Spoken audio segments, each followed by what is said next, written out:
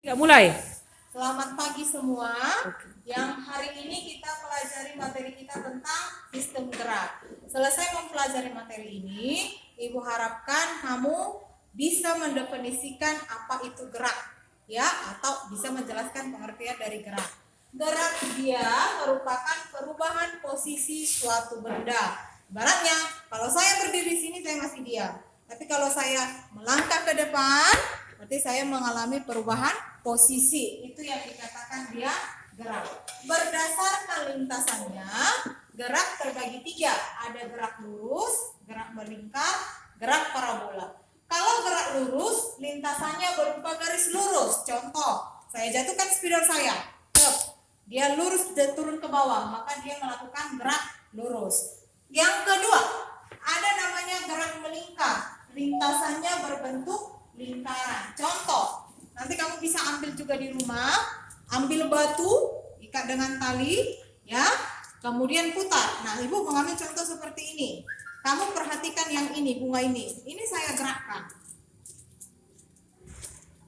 Maka lintasannya akan berbentuk seperti lingkaran. Yang ketiga, gerak parabola. Lintasannya berupa parabola. Kalau dibilang parabola, langsung bayangkan kuali. Mau dia terbalik, mau tengadah ke atas, maka dia berbentuk seperti parabola. Apa contohnya? Nah, misalnya kamu waktu belajar olahraga, dikasih bola voli, ya kan? Kemudian kamu melakukan smash, kamu lempar bola, seperti itu. Maka nanti ketika bolanya bergerak, dia lintasannya akan berbentuk seperti parabola atau seperti kuali.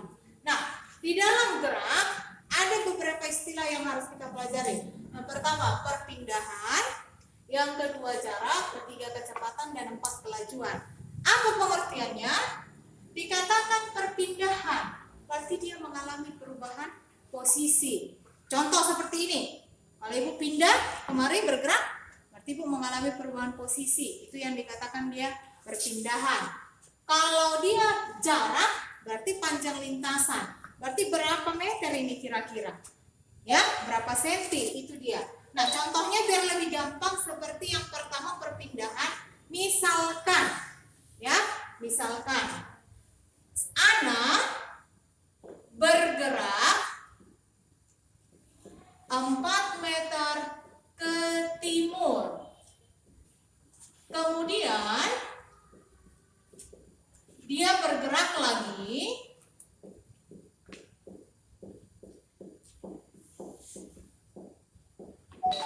sejauh 3 meter ke selatan. Pertanyaannya, berapakah jarak dan perpindahan yang dilakukan Ana? Maka pertama sekali kita harus membuat sketsa lintasannya, sketsa gambarnya. Contoh, saya mengambil titik seperti ini. Ya, katanya Ana bergerak 4 meter ke timur. Oh, langsung ingat arah mata angin. Utara, selatan, timur, barat. 4 meter ke timur, maka arahnya ke sini. Nih, saya bikin ini 4 meter. Kemudian dia bergerak kembali 3 meter ke selatan. Selatan, arah ke bawah. Nah, ini dia yang 3 meter. Maka, kalau kita menghitung yang A, jarak. Jarak itu tadi saya katakan panjang lintasan. Maka, jaraknya yang pertama 4 meter, tambah 3 meter. Meter tambah 3 meter, maka dia jaraknya adalah 7 meter. Yang kedua, perpindahan. Kalau dikatakan perpindahan, berarti perubahan posisi. Mana perubahan posisinya? Dari titik asal ke titik akhir. Maka inilah yang dikatakan sebagai perpindahan. Ya, maka besar perpindahannya bagaimana? Kalau kita perhatikan, ini berbentuk seperti segitiga Pitagoras. Maka ini pakai aturan Pitagoras, hukum Pitagoras.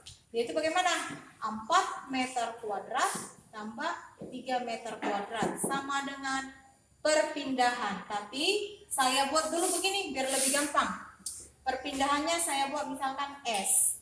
Ya, ini karena kita pakai rumus Pitagoras, maka ini kita buat seperti ini. Akar dari ini sisi miringnya 4 meter kuadrat tambah 3 meter kuadrat, maka ini menjadi 16 meter kuadrat tambah 9 meter kuadrat.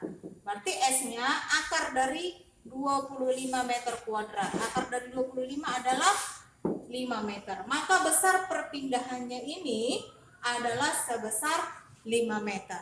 Itulah yang dikatakan dia sebagai jarak dan perpindahan. Kemudian ada istilah kecepatan. Kecepatan itu jarak yang ditempuh tiap satuan waktu. Ini bisa kita ukur pakai rumus. Ya, nanti ini saya jelaskan. Kelajuan itu perpindahan tiap satuan waktu. Apakah sama kecepatan dengan kelajuan? Berbeda.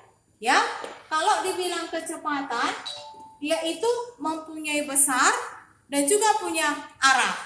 Kalau kelajuan, dia hanya punya besar. Contohnya seperti ini, kalau kecepatan, saya naik sepeda motor, ya kan? Kemudian saya lihat di speedometernya itu ada misalkan bertuliskan 40 km per jam. Kalau hanya 40 km per jam, itu adalah kelajuannya. Tapi kalau dikatakan 40 km per jam ke timur, karena ada kata timur, maka dia mengatakan sebagai kecepatan. Ya, itu kira-kira perbedaannya. Ingat, sekali lagi ulang, kalau kecepatan punya besar, punya arah. Kalau kelajuan dia hanya punya besar. Nah, bagaimana kita bisa tahu besar kelajuan kita? Ada alatnya. Apa nama alatnya? Speedometer. Ya. Kemudian kita lanjut dulu bagaimana menghitung besar kecepatan. Kecepatan itu punya persamaan. Apa persamaannya? V sama dengan S per T. Kita lihat keterangannya ya. Kalau S itu jarak, harus dalam satuan meter. Jadi kalau ada misalkan di soal nanti Randy menempuh jalan sepanjang 5 km, harus kita ganti ke meter. Nah, S-nya tadi sudah, sekarang T-nya. T-nya apa? Selang waktu atau waktu. Satuan apa? Second. Ya, second itu sama dengan detik. Nah, jadi di dalam soal kalau ada nanti jam, ya, kalau ada nanti menit, harus kamu ganti ke detik. Nah, bagaimana? Sekali lagi ulang, V sama dengan S per T. Nah, dari sini nanti akan ada kamu temukan lagi percepatan, ya. Percepatan itu diturunkan dari V. Ya, apa dia itu, bagaimana besarnya? A sama dengan V per T. Ya. Nah, V-nya tadi kamu sudah dapat temukan, V-nya itu kecepatan dalam satuan meter per sekon, dan T-nya tetap dia selang waktu dalam satuan second atau detik. A-nya adalah percepatan dalam satuan meter per sekon kuadrat. Ya, demikian dulu materi kita penyampaiannya hari ini. Nanti Ibu akan berikan contoh soal yang kira-kira berhubungan dengan materi kita hari ini. Sekian dan terima kasih.